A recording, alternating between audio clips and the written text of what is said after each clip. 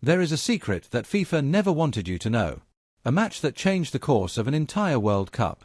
A scoreline that was not born on the pitch, but in the darkest corridors of world football.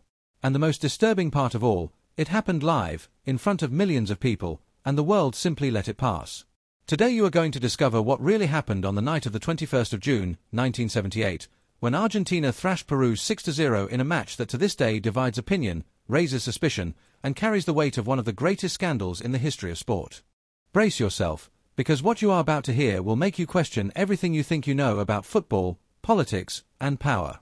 To understand the magnitude of what happened that night in Rosario, Argentina, you need to go back a little in time. It was 1978, at the heart of one of the most violent dictatorships in South American history. General Jorge Rafael Videla had been ruling Argentina with an iron fist since the coup of 1976, and the World Cup that year had been handed to the country as a political showcase, an orchestrated spectacle meant to present to the world an Argentina that was normal, prosperous, and peaceful, whilst behind the scenes, the basements of the ESMA and other clandestine detention centers were operating at full capacity, silencing voices, bodies, and histories. The tournament was played in a format very different from what we know today. There was a second group stage, where teams played each other and the leaders of each group advanced to the final. Argentina was in Group B of that second stage, alongside Brazil, Poland, and Peru. Brazil, led by manager Claudio Coutinho, had run a solid campaign and had just beaten Poland 3-1. This placed the Brazilian side at the top of the group with a goal difference that seemed comfortable. For Argentina to advance to the final and overtake Brazil on the table, they would need to beat Peru by a minimum of 4 goals. 4 goals. That was the number on everyone's lips. It seemed unlikely. It seemed almost impossible. And then came the night of the 21st of June. But before we arrive at the scoreline of that match, you need to understand who Peru were at that moment. The Peruvian side were no ordinary team. They had arrived at the tournament unbeaten in qualifying, had names of genuine quality such as goalkeeper Quiroga, midfielders Cubillas and La Rosa, and had eliminated respected opposition throughout the competition. They were a competitive side, difficult to beat. And it was precisely because of that when the final score of that night was announced, the world fell silent for a few seconds before erupting in disbelief. Argentina 6, Peru 0. 6-0. Not 4, not 5. 6. Argentina did not merely qualify for the final, they dismantled Peru with a margin that seemed calculated, almost surgical. The goal difference was secured, Brazil were eliminated, and the Argentine military regime had the showcase it needed. The coincidence was far too great to be ignored. And the suspicions were not long in coming. In the days that followed, rumors began to circulate. Then came reports. Then testimonies. And what was gradually revealed over the years is a web of connections between sport, politics, and power that makes the skin crawl. The first element that drew attention was the presence of General Videla and then United States Secretary of State Henry Kissinger in the Peruvian dressing room before the match.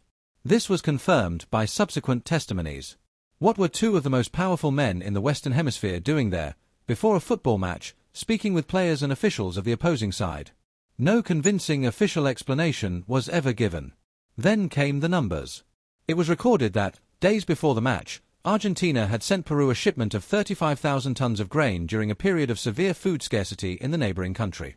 Furthermore, subsequent investigations pointed to an alleged freezing of $50 million in Argentine credits held in a Peruvian bank, funds reportedly released shortly before the match. The transactions were real. The timeline was suspicious. Politics and football were intertwined in a way that was impossible to ignore. And it did not stop there. In the years that followed, prominent figures began to speak. In 2012, former Peruvian Senator Genaro Ledesma publicly claimed that the match had been fixed, that the Argentine dictatorship had negotiated with the Peruvian military government, which was also run by generals at the time, to deliver the result. Ledesma gave detailed interviews, naming names and stating that the arrangement had been made at the highest levels of both governments. His declarations never led to a formal FIFA investigation, but they reverberated around the world and reignited a debate that had never truly been settled. And what of goalkeeper Quiroga? The man who conceded 6 goals that night carried the burden of that result for the rest of his life. Quiroga had been born in Argentina and was a naturalized Peruvian citizen, and for that reason he was among the first to be pointed to as a possible accomplice.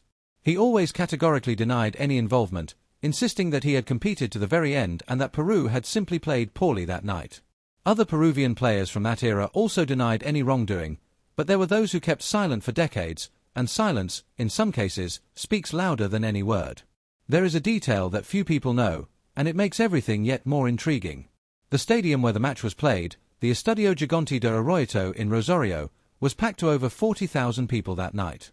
The Argentine crowd, driving their team on with that characteristic ferocity, created an atmosphere of pressure that any opposing player would describe as suffocating. But regardless of the noise from the stands, 6 goals against a competitive side like Peru was not something that happened by chance. Analysts who have revisited the match over the years point out that Peru appeared disoriented, without resistance, as though something beyond tactics had compromised the players' performance. There is also the matter of the match referee, West German official Robert Wirtz, who was never the central focus of suspicion, but whose passive and permissive conduct throughout the game was later mentioned by some analysts as a contributing factor to the emphatic scoreline.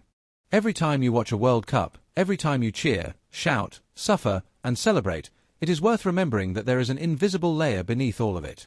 A layer that rarely appears in the broadcasts, the commercials, and the celebrations, but which shapes what you see on the screen. And the story of Argentina 6-0 Peru is, perhaps, the most explicit and most documented example of how that layer can decide who lifts the trophy. Football is beautiful. But the truth, sometimes, is ugly. If you have made it this far, I want to know, what do you think? Was it all arranged, or did Peru simply have a terrible night? Let me know in the comments. And tell me which city and country you are watching from right now. It is always remarkable to see where this audience comes from. If you enjoyed this story, please leave a like, because it genuinely helps the channel to grow and to keep bringing stories like this one. And if you are not yet subscribed, hit that button now, because what is coming next is even stronger than this. Oh, and one more thing. While researching this video, I came across a rather curious product connected to the world of football and nostalgia that I thought you simply had to know about. I'm not going to go on about it, but I have left the link in the video description. Have a look when you get a chance. I think you will find it quite interesting. And look, this was just one of the stories I have kept in store. What is coming will make this one seem like an introduction. Keep an eye on the channel. Football has secrets that have not yet been told.